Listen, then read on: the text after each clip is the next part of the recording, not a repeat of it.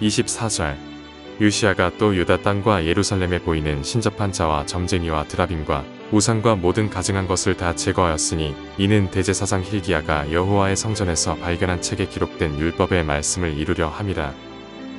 26절 그러나 여호와께서 유다를 향하여 내리신 그 크게 타오르는 진노를 돌이키지 아니하셨으니 이는 므낫세가 여호와를 경노하게 한 그 모든 경노 때문이라. 열왕기하 23장은 이제 22장에 이어서 요시야 왕의 개혁을 보여줍니다. 요시야 왕은 악한 여로보암의 길을 걷던 그런 다른 왕들과 다르게 다윗의 모든 길로 행하는, 그리고 여호와 보시기에 정직한 왕이라고 나와 있습니다. 요시야 왕이 율법책을 발견하고 그 내용을 듣고 난 후에 이제 그 개혁이 시작이 됩니다.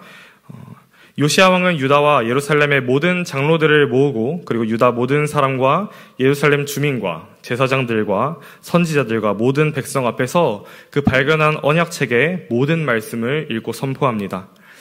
그동안 하나님의 말씀과 율법 그리고 언약을 모르던 그 악한 왕들 아래에 있던 백성들이 요시야 왕을 통하여서 하나님의 언약의 말씀을 듣게 됩니다. 이 말씀을 들은 백성들은 모두 그 언약을 따르기로 합니다. 하나님의 말씀 앞에서 그렇게 전심으로 반응한 요시야 왕은 바로 적극적으로 그리고 즉각적으로 그 개혁을 시작을 하게 됩니다. 우상과 관련된 그 모든 것을 없애버리는 행보를 보이는데요. 요시야 왕의 개혁의 내용을 저희가 한번 살펴보기를 원합니다. 4절부터 보면은 여호와의 성전에서 바알과 그 다음에 아세라 등 다른 신을 위한 그릇들을 내어서 불살랐다는 내용이 나오는데요. 애초에 여호와의 성전 안에 다른 신들을 위한 그릇들이 그렇게 들어가 있었다는 말이 됩니다. 요시야 왕은 이를 모두 불사릅니다. 그리고 이후에 5절에는 유다 모든 성읍과 그리고 예루살렘 주위의 산당들을 분향하는 그 제사장들을 모두 패합니다. 그걸 6절을 보면은 아세라상을 불사르고 빻으며, 그 다음에 7절은 남창의 집을 헐고, 8절에서는 제사장이 분향하던 그 산당을 헐어버립니다. 특히 그 10절에서의 그 흰놈의 골짜기는 몰렉 신에게 아동을 바치는 그런 인신 제사가 펼쳐지던 그런 지역이었는데요. 제사에 사용되었던 그 구덩이인 그 도벳을 더럽혀서 그들이 다시는 그것을 사용하지 못하게 합니다. 이어서 11절에서는 태양을 위한 말들과 태양 수레를 불사르고, 그다음에 12절에서 다락 지붕에 세운 제단들과 여호와의 성전마당에 세운 제단들을 모두 다 헐어버립니다.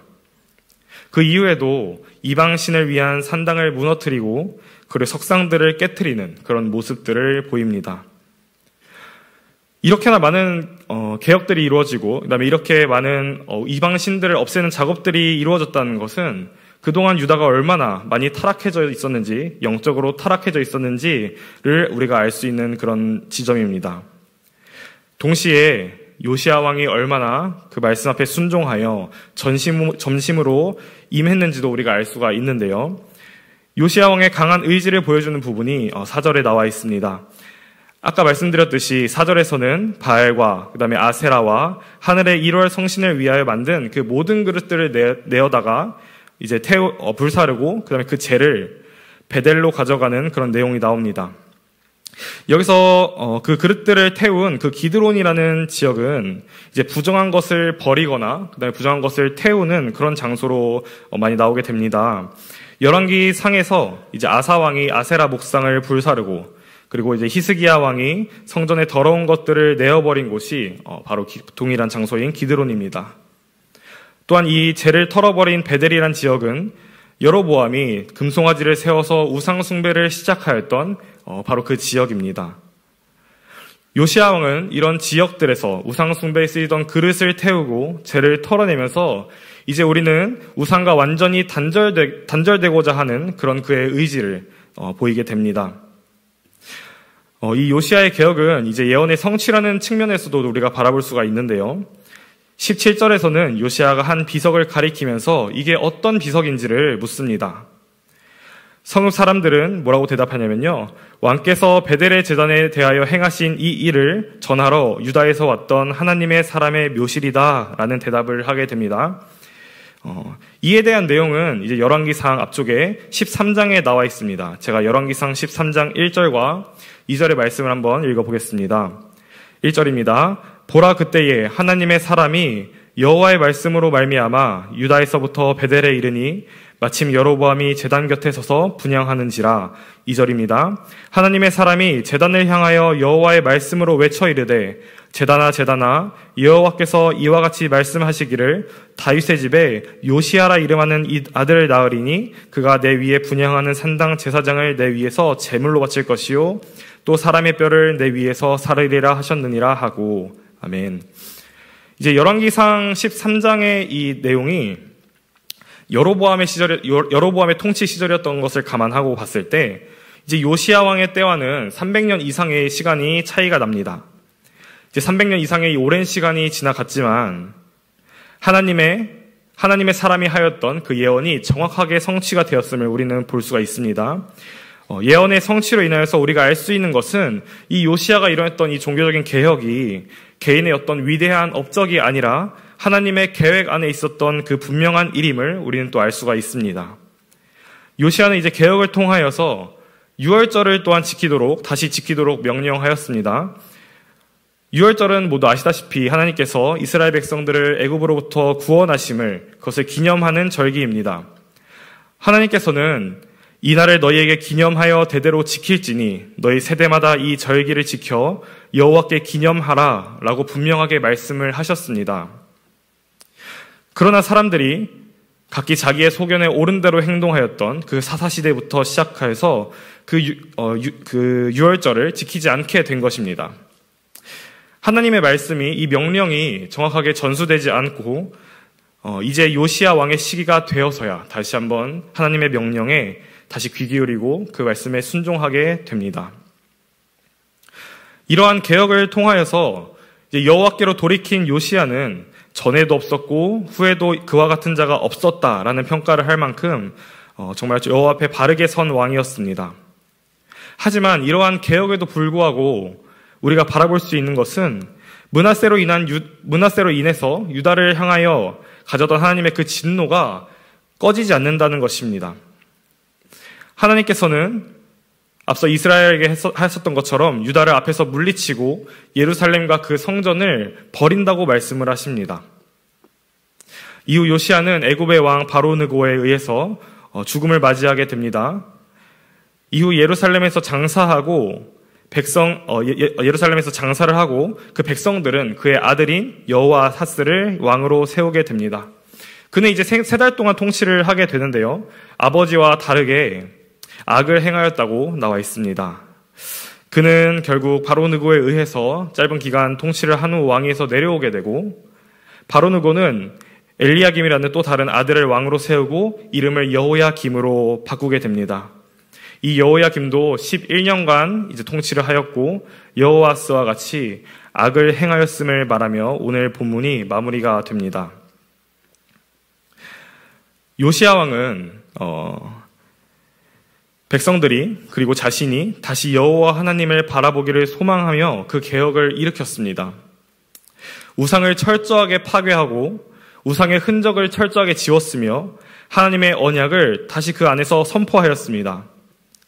하지만 이러한 요시야의 개혁에도 불구하고 유다의 이 멸망이라는 하나님의 그 섭리는 변하지가 않았습니다.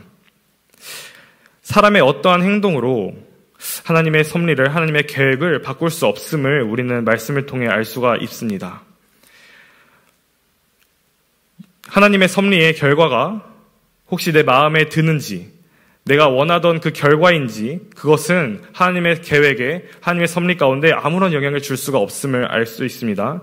또한 사람의 어떠한 행동으로 그 행동이 비록 하나님 앞에서 옳고 그 행동이 비록 열심히 담긴 그런 행동이더라도 그 사람의 어떤 행동으로 말미암아 하나님의 섭리는 바뀌지 않습니다. 이런 말을 들으면 누군가는 이제 무력감을 느끼기도 합니다.